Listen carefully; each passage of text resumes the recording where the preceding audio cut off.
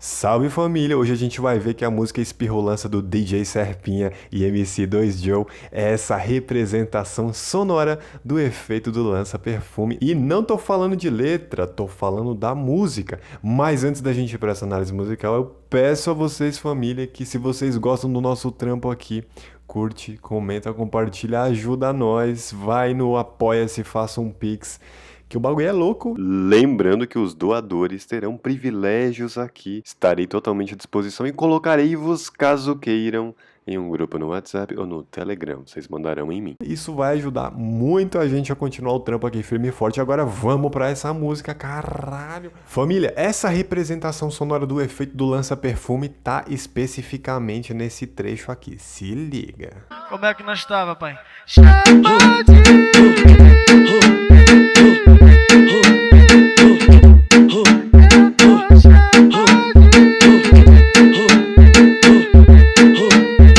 Mas antes de falar da representação sonora do efeito do lança-perfume, vamos responder uma pergunta que vocês sempre me fazem. Ai, Thiagson, e essas partituras de funk que você colocou, o funk precisa mesmo de partitura? Não é necessário partitura para se produzir funk e mesmo para se analisar o funk, mas como demonstra o analista Nicholas Cook, a transcrição para a notação tradicional, para a partitura, já é uma forma de análise, porque a gente vê no papel, em um tempo só, o que está acontecendo ali. Mais um detalhe é que a partitura, a notação musical tradicional, ela é uma convenção, ela é uma linguagem que muitas pessoas, muitos músicos já conhecem. E através dessa convenção a gente pode se comunicar, é uma linguagem que nem todos vão conhecer, mas ela permite que muitos analistas, muitos músicos entendam as melodias e até toquem essas melodias. Como é que nós estava, pai?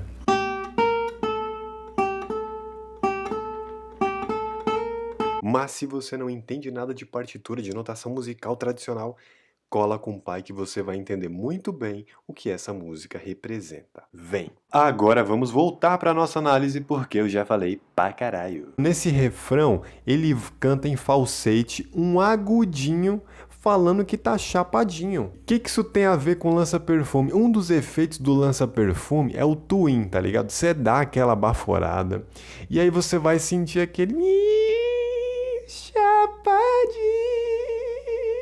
Vamos aprofundar as ideias. É muito provável que a palavra twin usada para descrever o zumbido, que é resultado da inalação do lança-perfume, é muito provável que essa palavra venha da palavra tupi twin, que se refere ao nome de uns periquitos. Isso mesmo. Afinal, esses pássaros fazem sons agudos, não é mesmo? E eu peço aos moralistas aí que não se assustem, porque eu sempre falo, mano, a gente não pode considerar o que é proibido hoje ou o que foi proibido como um valor moral absoluto atemporal, tá ligado? O lança-perfume já foi uma droga muito banal no começo do século XX. Na verdade, nunca deixou de ser banal. Brincadeira, gente. E, mano, tinha até uma fábrica em São Bernardo do Campo, tá ligado? Eu sou do ABC, tinha uma fábrica lá, acreditem vocês, que fabricava lança-perfume. E aí, mano, era listo, era igual comprar cigarro. Esse chapadinho, ele representou sonoramente, ele criou uma melodia em cima desse efeito. E aí a gente tem uma coisa muito da hora. A representação musical, a música, o som representando coisas da nossa vida cotidiana. Isso na visão dos europeus branco heteronormativo? Caralho, só ideia errada no bagulho, hein? Isso a gente chamava, na história da música clássica, de música descritiva, uma música que é composta numa espécie de imitação ali de uma caricatura de coisas que acontecem no mundo real. Então é muito comum que a gente tenha uma música que imita o som dos pássaros,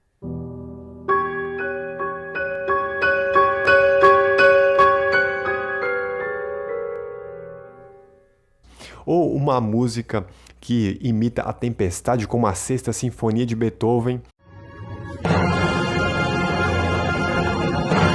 Só que vamos aprofundar um pouquinho aí, família. Quando o Beethoven descreve musicalmente na Sexta Sinfonia o que é uma tempestade, o que ele está fazendo? Ele está transformando, usando os sons da tempestade como uma espécie de inspiração de matéria-prima sonora para fazer a sinfonia, beleza. Ele está então pegando algo de fora pra fazer música. No caso do MC2 Joe, mano, caralho, ele foi visionário. Ele pegou algo que é da nossa subjetividade. Como é que a gente percebe quando nós está loucão? Ou seja, não é um fenômeno externo, como a tempestade é um fenômeno interno.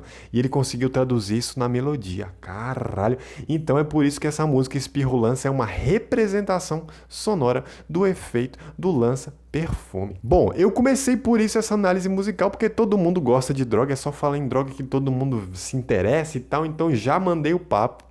Mas vamos analisar essa música desde o começo. Solta aí, caralho. Então, família, essa música começa com um mi bemol, o som de um berimbau, mano. Aí, serpente, contar uma parada aqui, pega a visão.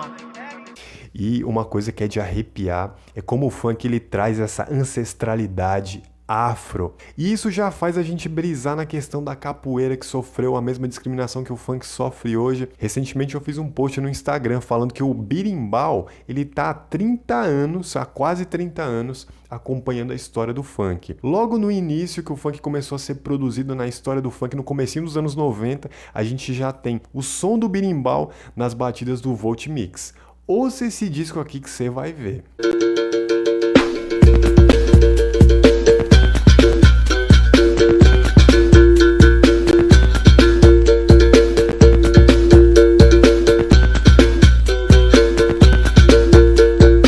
A base do berimbau nessa música vai usar muito essas duas notinhas, Ré e Mi bemol. Isso porque o berimbau é um instrumento de corda percutida que oscila entre duas notas. Essas duas notas não têm uma distância fixa, mas podem variar entre um tom, que é a distância entre Dó e Ré, e um semitom, que é a distância entre Dó e Ré bemol, por exemplo. Nesse caso, a música oscila entre as notas Ré e Mi bemol, um semitom, portanto.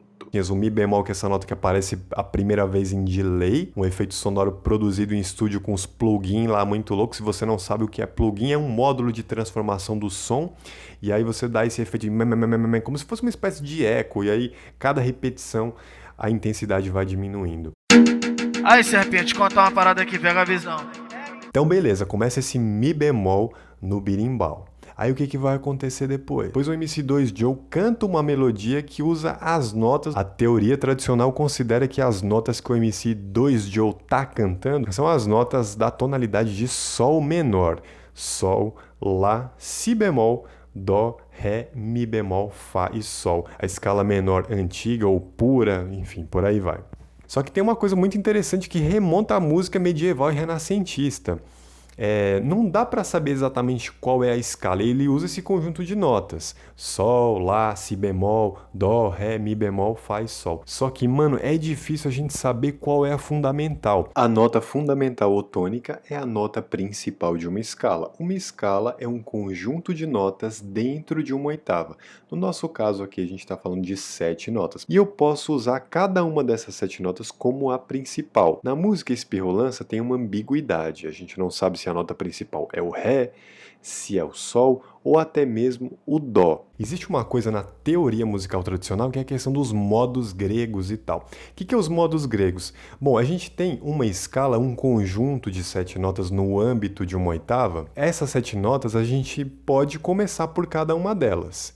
Então, se a gente pega a escala de Dó, Dó, Ré, Mi, Fá, Sol, Lá, Si, e começa pelo Dó, a gente vai ter um tipo de escala. Ela tem um som particular. Se a gente começar essa escala em Ré, a gente vai ter um outro som, que é o modo dórico. Se a gente começar em Mi, a gente vai ter o modo frígio e por aí vai. Arnold Schoenberg, esse doidão, vamos ouvir um pouquinho o que esse cara tem a dizer. Ele falava que esses modos surgiram na antiguidade, ele defende isso no livro Harmonia. É uma tentativa de você descobrir qual é a tônica, né? Então, na música medieval, na música renascentista, era muito comum que você ficasse passeando, você usasse 7 notas musicais nesse diatonismo e você ficasse passeando e descobrindo, tentando descobrir qual é a tônica. Já existia na antiguidade uma tentativa, uma espécie de, não uma tentativa, mas uma busca por transformar aquela música em uma música tonal, por tonalizar, porque a tonalidade é o que a gente chama de, por exemplo, não sei se vocês estão entendendo o que eu estou falando, porque já está virando um papo muito técnico aqui, mas a tonalidade, ela é uma polarização de uma nota. Quando a gente pega esses bagulho chato para ouvir, sei lá, sinfonia em Lá maior, significa que o Lá, ele está polarizado, então nosso ouvido, a música faz sentido porque tem uma polarização, tem uma recorrência ali do Lá, e tudo vai ser significado a partir desse Lá. Então é isso mais ou menos que eu queria dizer. Não dá para saber exatamente qual é o tom da música, mas o MC2 Joe, ele canta exatamente essas notas e afinadinho e bonitinho, passa por essas 7 notas, de modo que você não deixa claro exatamente qual é a tônica. Sacou? Essa é a ambiguidade da coisa. Atenção, essa foi uma brevíssima análise, daria para falar muito mais sobre o timbre, sobre o ritmo, sobre a voz dos MCs, sobre formas de análise, mas eu não quis me alongar. Espero que a gente possa aprofundar esses temas em um próximo encontro. É isso aí, família. Muito obrigado pela atenção. Escutem a música Espirrulança. Curte, comenta, ajuda nós aqui que a crise econômica tá foda. Vai lá no Apoia-se, faça um pix e muito obrigado pela atenção. Cê é louco, nós tá chapadinho. Cara, olha esse falsete, é louco.